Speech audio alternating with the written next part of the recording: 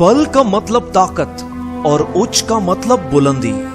ताकत और बुलंदी पे मुश्तमिल ये कौम बलोच कहलाती है।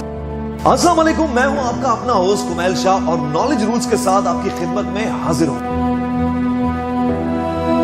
दोस्तों, इस दुनिया की वसतों में कई कबाइल और कौमें आबाद हैं। इस चैनल के जरिए हमारी कोशिश होती है कि दुनिया की मुश्किल तरीन तारीख ठोस रेफरेंसेस के साथ और आसान अल्फाज में आपके सामने पेश कर सकें। इससे पहले कि हम वीडियो का आगाज करें, मैं आप सबका इंतहाई मशकूर हूं कि आप सबने मेरी सिंध पे बनाई गई वीडियो को बेहद सराहा और दुनिया के कोने कोने तक शेयर किया।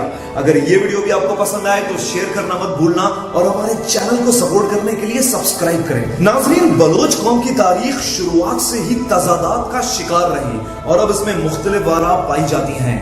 कई लोगों का यह मानना है कि बलोचों का ताल्लुक वादी सिंध यानी इंडस वैली सिविलाइजेशन से था। बाज लोग इन्हें ईरानी मानते हैं, कुछ लोग इन्हें शामी और गुर्दिश और कई तारीखदान इन्हें अरब मानते हैं। ये बलोच वादी सिंध के कदीमी बाशिंदे थे, ईरानी, अरबी या फिर शामी। बलोच नाम कैसे पड़ा, कब पड़ा और किसने रखा, बलोचों में और कितने कबाइल आबाद हैं, बलोचिस्तान कब मर्ज वजूद में आया और बलोचिस्तान का इलाक पाकिस्तान में कैसे हुआ, ये सब जानने के लिए वीडियो आपको एंड तक देखनी होगी। नीचे टाइमलाइन का इस्तेमाल किया गया है ताकि वीडियो आपको तरतीब से समझ में आ सके। दोस्तों, बलोचिस्तान की तारीख 8000 साल कबल मसीह मेहरगढ़ से शुरू होती है, जो इंडस वैली सिविलाइजेशन का हिस्सा रही।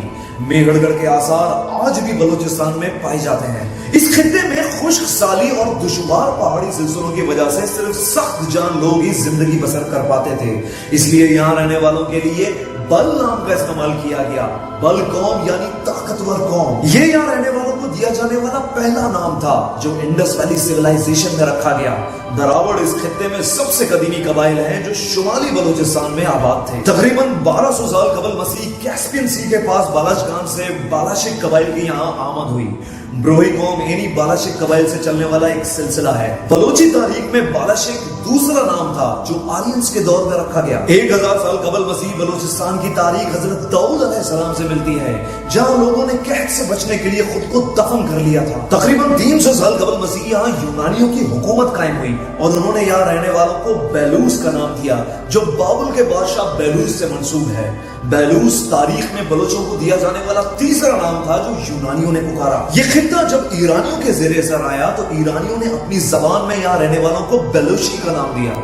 ये चौथा नाम था जो ईरानी तहजीब से बलोची तारीख के हिस्से में आया। बलोची बहादुर होने की वजह से ईरानी फौज में अहम ओहदों पर फाइज भी हुए। 7वीं सदी में इस्लाम आने के बाद अरब से एक कबीला इस खित्ते में दाखिल हुआ और कहा जाता है कि मौजूदा नाम बलोच इसी अरब कबीले ने मुतारिफ करवाया। बलोची तारीख और रिवायात के मुताबिक ये लोग जनाबे हमजा की औलाद में से थे, जो इस्लाम आने के बाद शाम के शहर अलेप्पो यानी हलब में आबाद थे। एक बलोची नज़म के मुताबिक मार्का करबला में ये लोग इमाम हुसैन के हामी और यजीद के सख्त तरीन मुखालिफ रहे। बस यही वजह है कि बनु उमैया ने इन पर जिंदगी सख्त कर दी और इस कबीले ने शाम से हिजरत का एक तवील सफर शुरू किया। इस कबीले ने कई साल खाना बदोशों की जिंदगी भी बसर की और 8वीं सदी में बजरिए कैस्पियन सी बंबोल के साहिल पहुंचे और वहां से जमीनी रास्ते से ईरान के शहर सीस्तान में आबाद हुए। इस तरह ये कौम अरब से शाम और शाम से ईरान में जा बसी। काफी अरसा सीस्तान में रहने के बाद 12वीं सदी में ये कबीला यहाँ के अमीर बदरुद्दीन से उलझ पड़ा और जब बदरुद्दीन ने बलोच कौम की नस्ल कुशी के अहकाम जारी किए तो इस कबीले ने मीर जलाल खान की सरबराही में मकरान की जानिब रुख किया। दोस्तों, मकरान का शुमार बलोचिस्तान के कदीमी इलाकों में होता है। बलोचिस्तान की साहिली पट्टी और वसी समुंदर मकरान में शामिल है। मकरान को असल में मकुरान कहते हैं, जो कदीमी फारसी लफ्ज माही खुरान से निकला है, जिसके मायने है मछली खाने वाले लोग। 13वीं सदी में मीर जलाल खान ने 40 कबाइल को मिलाकर मकरान में बलोच कौम की एक मजबूत बुनियाद रखी जो आज तक कायम है। और यही वजह है कि बलोची तारीख मीर जलाल खान को एक कौमी हीरो के रूप में याद रखती है। मीर जलाल खान का मकरान की जानिब जाने का फैसला आगे जाके बलोचों की इस खित्ते में तादादी अक्सरियत की बुनियाद बना। नाज़रीन, मीर जलाल खान की वफात के बाद शुरू होता है बलोच कौम का मजीद कबाइल में तकसीम होने का एक ना खत्म होने वाला सिलसिला। द बलोचिस्तान कंडेंडरम में तिलक दवेशर के मुताबिक जलाल खान के 4 बेटे थे। रिंद खान, जिससे रिंद कबीला आगे बढ़ा, होत खान, जिससे होती कबीला आगे बढ़ा, लाशार से लाशारी और कोरा खान से कोराई। मीर जलाल खान की एक बेटी भी थी, बीबी जतो, जिससे जतोई सिलसिला आगे बढ़ा। दोस्तों, मीर जलाल खान के 2 भाई भी थे, میر علی اور میر بلو۔ میر علی سے خزانی اور عمرانی سلسلہ آگے بڑھا اور میر بلو سے بلیدی سلسلہ۔ دوستو ان کے علاوہ مزید قبائل ہیں جن کا ذکر آگے جا کے ہم کریں گے، اس لیے ویڈیو اینڈ تک دیکھیے گا۔ میر جلال خان کے بعد ان کا بڑا بیٹا رند خان قبیلے کا لیڈر بنا اور پھر مکران یعنی جنوبی بلوچستان میں رند سرداروں نے ہی تمام قبائل کی سربراہی سنبھالی۔ مکران میں بلوچوں کی بڑھتی آبادی اور قوت اگر کسی غیر قوم کو کھٹکتی تو کوئی اور بات تھی، مگر یہاں تو رندوں کی بڑھتی طاقت کو پہلی ضرب اپنوں نے ہی لگائی، اور یہ کوئی بیرونی قوم نہ تھی بلکہ اپنے ہی ہم قوم لاشاری تھے۔ بلوچ قوم میں رند کے بعد جو بڑی طاقت تھی وہ لاشاری تھے۔ لاشاری بہادری اور جرت میں کسی حساب سے رندوں سے کم نہ تھے۔ اس وقت لاشاریوں کی سرداری میر نوز بندک کے سپرد تھی اور رندوں کے سربراہ میر شیخ تھے۔ ان کے دور میں مکران میں بلوچ قوم کے ریوڑ چڑھتے پھرتے۔ اس خوشحالی کو نظر تب لگی جب میر نوز بندک کے بیٹے میر گورام خان لاشاری نے رند سرداروں کے خلاف بغاوت کا علم بلند کیا۔ یہ دونوں قبیلے سرداری کو لے کے آنے بہانے آپس میں الجھتے پھرتے۔ بلوچی تاریخ میں رند اور لاشاریوں کے درمیان نہ ختم ہونے والی خونی جنگوں نے بلوچ قوم کو کمزور کر دیا تھا۔ اسی دور میں شمالی بلوچستان میں دراوڑ اور بروہی قبیلے آباد تھے جو اس خطے میں قدیمی باشندے بھی تھے۔ رند اور لاشاریوں کی طرح بروہی اور دراوڑ بھی کلات پہ حکمرانی کے لیے آپس میں دست و گریباں تھے۔ کلات میں ہندو سیوا سے ہلاک شدہ دراوڑوں کی حکومت قائم تھی جنہیں بروہی ہٹانا چاہتے تھے۔ ہندوستان میں جب منگولوں نے تباہی مچائی تو کلات بھی ان کے قہر سے نہ بچ سکا۔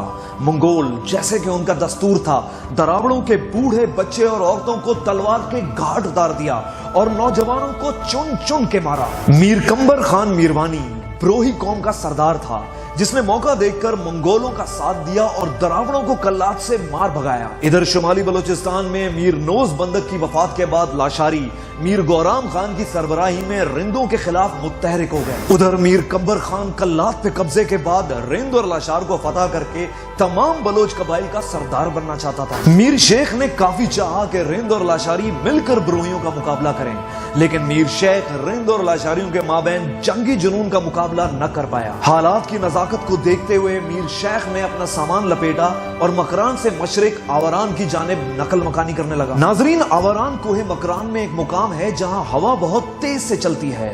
یہاں گرمیوں میں موسم گرم اور سردیوں میں سرد رہتا ہے اور تمام سال مٹی کے طوفان چلتے رہتے ہیں۔ جب رندوں میں مشکل وقت آیا تو اسی سرزمین نے انہیں پناہ دی۔ اسی دور میں میر کمبر خان کی کلات میں وفات ہو گئی۔ منگول کا زور ٹوٹا اور ارغون کلات پر قابض ہو گیا۔ ارغون سے زنون خان کلات کا حاکم بنا اور بروہی قوم اپنے آبائی علاقے سہراب میں واپس چلی گئی۔ میر عمر جو میر کمبر خان کا بیٹا تھا بروہی قوم کا سردار بن گیا۔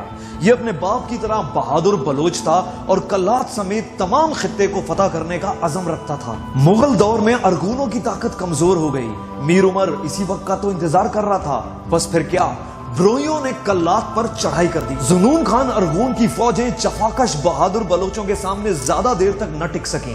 بالآخر میر عمر کو فتح نصیب ہوئی اور بروہیوں نے زیارت خزدار سمیت وسطی بلوچستان میں اپنے قدم مضبوط کر لیے۔ مکران کے حالات پر بروہیوں کی کئی سالوں سے نظر تھی۔ رند اور لاشاریوں کے درمیان پھوٹ سے فائدہ اٹھاتے ہوئے میر عمر نے مکران پر حملہ کر دیا۔ فاتح قبیلے نے رند اور لاشاریوں کے مال و متاع کو لوٹ لیا۔ لوگ گھروں سے بے گھر ہو گئے اور بروہیوں کے حملے کے بعد باقی بچے کچے قبائل نے اطاعت قبول کر لی۔ رندوں کے لیے وقت بے رحم ہو گیا تھا۔ بروہی فوجیں سارے مکران میں دندناتی پھر رہی تھیں۔ انہیں میر شیخ کی تلاش تھی۔ رند قوم اپنے بقا کی جنگ لڑ رہی تھی اور وہ 3 سال سے اشال آوران میں خود کو چھپائے رہے۔ ایک طرف کلاتی فوجیں تھیں، دوسری طرف آوران کی گرد آلود آندیاں، اور تیسرا انہیں شاید یہ خوف تھا کہ کہیں لاشاری بروہیوں سے مل نہ جائیں۔ دوستو، رند لاشار بروہی دراوڑ یا پھر بروہی اور رندوں کے درمیان لڑائیاں اپنی سلطنت کو وسعت دینے کے لیے نہ تھیں بلکہ بلوچ کو آگے بڑھتا نہیں دیکھ سکتا تھا۔ بلوچوں کی قسمت تب بدلی جب 15ویں صدی میں بلوچ قوم کے رند قبیلے میں میر چاکر خان کی پیدائش ہوئی۔ یہ میر شیخ کا بیٹا تھا۔ 5 قبیلوں میں اس کی ٹکر کا کوئی شمشیر زن نہ تھا۔ اس کی بہادری، شجاعت اور ذہانت کے سب قائل تھے۔ میر چاکر خان نے اپنی قائدانہ صلاحیتوں سے بلوچی نظریے کو اجاگر کیا۔ بلوچی روایات، خودداری، بہادری، قومی تشخص، بزرگوں کی قربانیاں، اصولوں کی پاسداری، قومی یکجہتی، حتیٰ کہ میر چاکر خان کے لبوں سے نکلی ہر بات رند اور لاشاریوں کے دلوں میں تیر ہوتی گئی۔ رند اور لاشار میں ہزار اختلافات سہی، مگر وہ کسی اور قوم کو خود پر مسلط ہونے نہیں دے سکتے تھے۔ بس اسی سوچ کا میر چاکر خان نے پرچار کیا۔ نتیجتاً میر گورام خان لاشاری قبیلے کا سردار میر چاکر خان کے شانہ بشانہ آ کر کھڑا ہو گیا اور کلاتیوں کے خلاف مکران سے ایک مضبوط لشکر تیار ہو گیا۔ میر چاکر خان نے نہ صرف رند اور لاشاری بلکہ ہوتی جتوئیوں سمیت تمام بلوچ قبائل کو ایک کر دکھایا اور بلوچی تاریخ میں چاکر اعظم کا لقب پایا۔ بروہیوں کا مقابلہ اب ایک مضبوط اور منظم رند لاشار قبائل سے تھا۔ بروہی لشکر میر عمر میروانی کی سربراہی میں رند اور لاشار کا مقابلہ کرنے کے لیے تیار کھڑا تھا۔ میر عمر اس جنگ میں مارا گیا اور اس کا قبیلہ اس کے بیٹے میر بجار کو لے کے مستونگ ہجرت کر گیا۔ دوستو، تاریخ دان بلوچ قوم کو بلوچستان میں 3 حصوں میں تقسیم کرتے ہیں۔ ایک سلیمانی بلوچ جو شمالی بلوچستان میں جہاں دراوڑ آباد ہوئے، ایک جنوبی بلوچستان جہاں رند اور لاشار قبائل آباد ہوئے، اور ایک وسطی بلوچستان جہاں بروہی قوم آباد ہوئی۔ رند اور لاشاریوں نے میر عمر کے خلاف جو اتحاد بنایا تھا وہ بروہیوں کی شکست کے ساتھ ٹوٹنا شروع ہو گیا اور میر چاکر خان نے لاشاریوں کے خلاف فیصلہ کن جنگ کا اعلان کیا جس میں رند قبیلہ فتح یاب ہوا۔ اس فتح کے بعد میر چاکر خان نے پنجاب میں اوکاڑا کی جانب رخ کیا جہاں ست گڑھ میں مغلوں سے ہلاک شدہ اپنی حکومت قائم کی۔ میر چاکر خان ایران، افغانستان اور پاکستانی بلوچستان کا سردار بنا۔ تیموری حکمران ہمایوں اور شیر شاہ سوری کے درمیان مارکے میں میر چاکر خان نے ہمایوں کا ساتھ دیا۔ میر چاکر خان بلوچی تاریخ میں ایک ہیرو کی مانند ہے۔ میر چاکر خان کی خصوصیات میں سے ایک خصوصیت یہ بھی تھی کہ وہ اپنی دشمن کی بہادری کا بھی اعتراف کرتا تھا۔ میر چاکر خان قول و فعل کا پکا تھا اور وہ بلوچی روایات میں جھوٹ بولنے کو گناہ، کمزوری اور بزدلی کی علامت سمجھتا تھا۔ دوستو، بلوچوں کے مابین ان جنگوں نے تقریباً 2 نسلیں تباہ کی۔ قدرت کے بے رحم تھپیڑوں نے ان کے گالوں کو سجا دیا تھا اور ان کی زندگی میں موت کی اب کوئی وقت نہ رہی۔ خوف و خطر سے ناواقف قبائلی اصولوں کی پاسداری ان کا جنون بن گیا۔ مصلحت کا لفظ انہوں نے اپنی لغت سے نوچ پھینکا اور اب وہ ہر بات کا فیصلہ تلوار سے چاہتے تھے۔ جس کے دشمن ہو جاتے وہ ہر بار خار بن کر ان کی آنکھوں میں کھٹکتا اور جس پر مہربان ہو جاتے اس کے لیے اپنا سب کچھ قربان کر دیتے۔ جو بات کہتے صاف صاف کہتے، جو کہتے کر گزرتے۔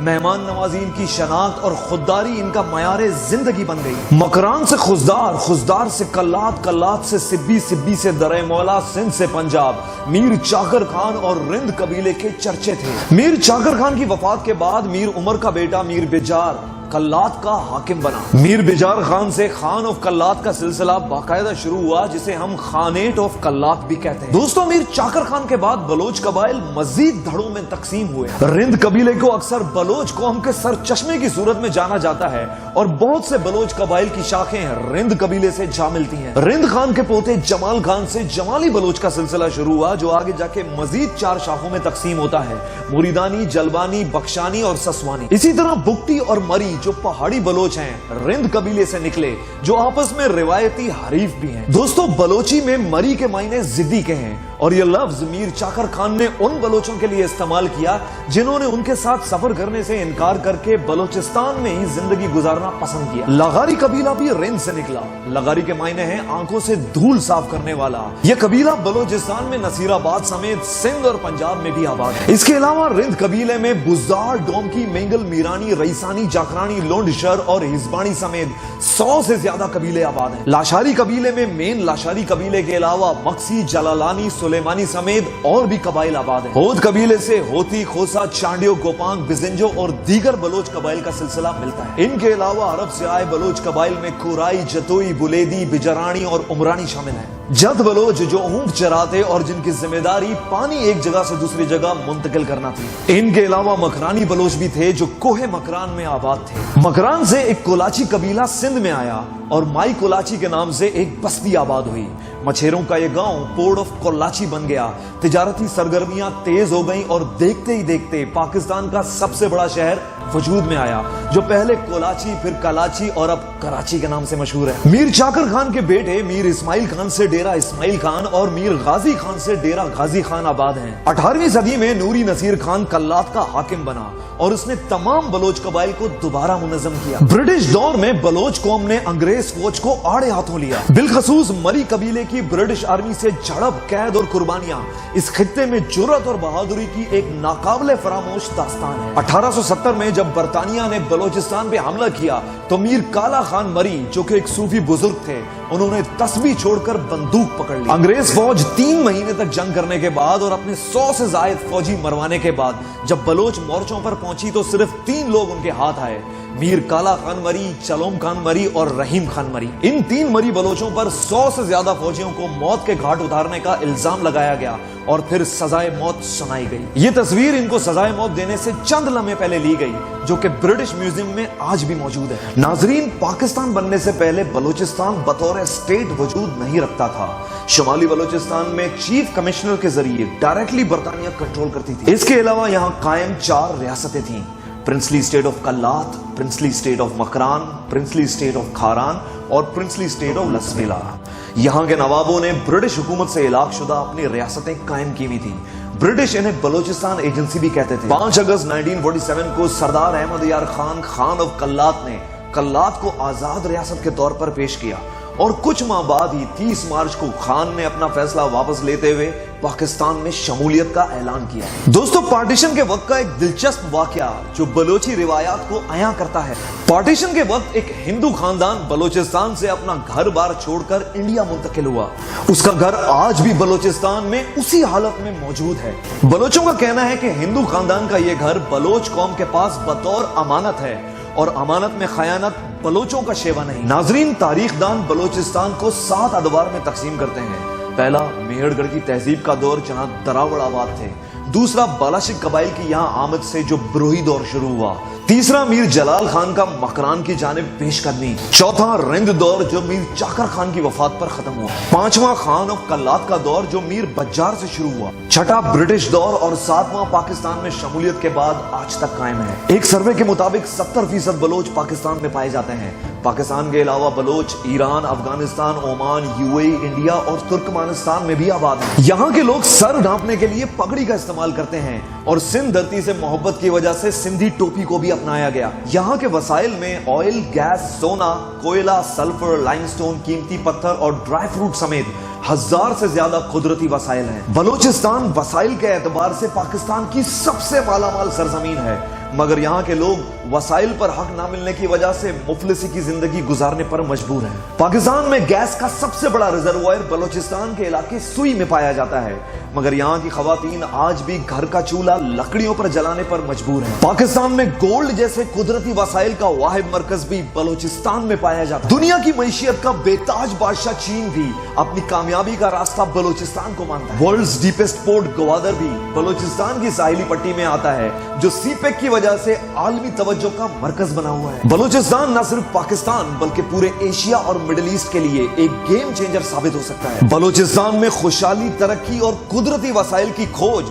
पाकिस्तान की बका की जमानत बन सकती है। बलूचिस्तान के कोस्टल बेल्ट पर मौजूद फिश रिसोर्स से भरपूर वसी समुंदर इस खित्ते में सी फूड के जरिए खुराक की कमी को हल कर सकता है। होना तो ये चाहिए था कि बलूचिस्तान के लोग भूख और अफलास से अनजान होते, यहाँ के बच्चे सोने की ईंटों से खेलते, अरब, चाइनीज, यूरोपियंस के लिए बलूचिस्तान तिजारत का मरकज होता, पाकिस्तान आर्मी के तमाम बड़े ओहदों पर बलोच फायज होते, यहाँ का बलोच उतना ही खुशहाल होता कि जितना कोई और। मगर अफसोस, बलूचिस्तान में 70 साल से गैर यकीनी हालात बलूचिस्तान की तरक्की में रुकावट बन गए। मेरे हिसाब से बलूचिस्तान के सबसे बड़े मसाइल में से एक यहाँ किए जाने वाले फौजी ऑपरेशंस हैं, दूसरा यहाँ का सरदारी निजाम, तीसरा पॉलिटिकल अनस्टेबिलिटी और चौथा बलोचों के वसाइल पर उनकी हक तलफी है। बलूचिस्तान के मसाइल का पहला हल फौजी ऑपरेशंस के बजाय पॉलिटिकल डायलॉग के जरिए अपने नाराज लोगों को कौमी धारे में शामिल करना है। सरदारी निजाम के बजाय आम बलोचों को अपनी तकदीर के फैसले करने का हक देना है। इस सब के लिए बलूचिस्तान में जमहूरी रिवायात और असूलों का निफाज है और सही मायनों में जमहूरियत की बुनियाद